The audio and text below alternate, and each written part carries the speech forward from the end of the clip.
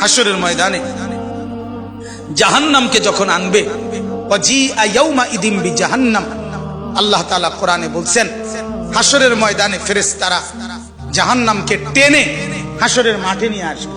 এই যে এখানে যেরকম আমরা বসছি, মনে করেন এখানে আনছে, আইনা দাঁড় করাইছে, ঠিক এরকম টেনে আনবে। ৭০,০০০ আগুনের শিকল দিয়া বেঁধে জাহান্নামকে আনা হবে।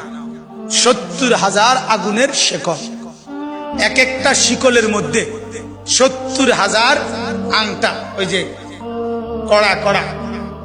কড়া শিকল বানায় কি দিয়া, কড়া একটা একটা লাগাইয়া না, এক একটা শিকলে ৭০,০০০ কড়া, এক একটা কড়া ৭০,০০০ ফেরেশতা ধরবে। এবার কত কোটি আপনি গণেন, আমার সময় নাই।